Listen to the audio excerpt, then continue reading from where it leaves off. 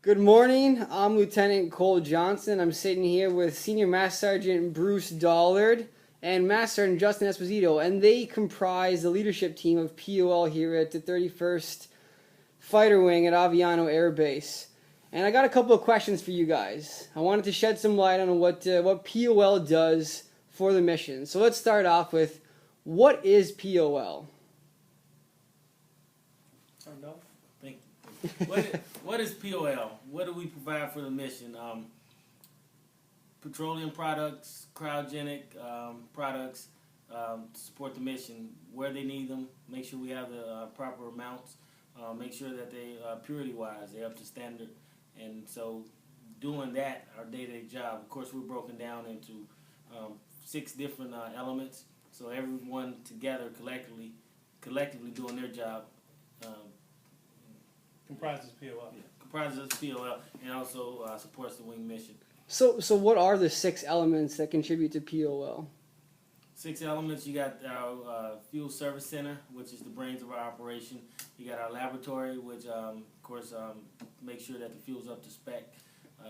Our facility section, who handles the fuel's infrastructure. Our mobile distribution, which of course they drive the R11 C300s out on the flight line.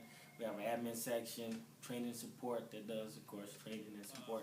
Once again, once we have the information, who's coming in or who's going out, we find out what they need. A lot of times, just like with the 16s heading out to Sweden.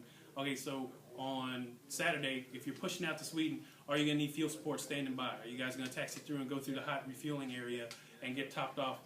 What kind of support aircraft? Is AMC coming through to pick up cargo? What are the times for this? It's the ground times. Right.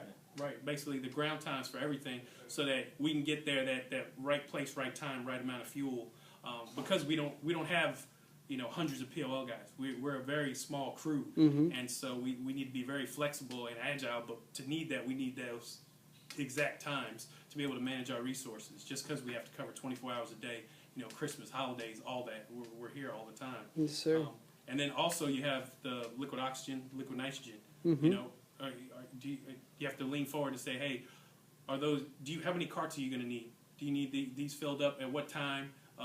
Make sure that people are meeting their servicing times, coming up, picking up what they need. Otherwise, that's when delays happen. They call us up, hey, we need an emergency fill on this LOX cart because no one brought it back to POL to get filled back up. It's little things like that we have to look out for. So that's the prep for the AEF.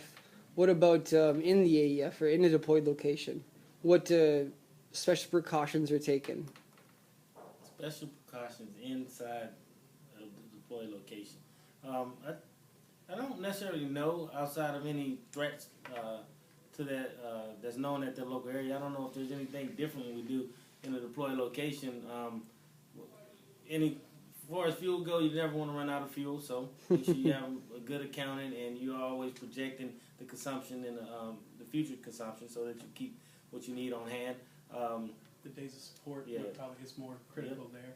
Yep. How many days, with this amount of fuel we have, with the average burn rate that we're burning fuel every day, with all the multiple missions that you have in the AOR, if something were to happen, how many days of support could you have if we couldn't receive a truck, pipeline got blown up, or Sure. the terrorist action and we couldn't receive trucks, tank trucks to come in and deliver fuel. The combat commanders need to know, hey, how many days can I still support the war from POL? So managing those numbers, that responsible officer that's over there, hey, guess what? We need our inventory levels to stay at this amount to be able to sustain a mission. And then usually in the AORs, you have all those multiple issues. You might have a CAS mission, a close air support mission, and you also have your AMC mission. That's that priority thing again. But the POL shop is only going to be so big. You can't just, grow another POL troop. So we need to know, hey, everything's calling in, who gets gas first. And Right. those are the things we have to work around in the, the deployed environment. Absolutely.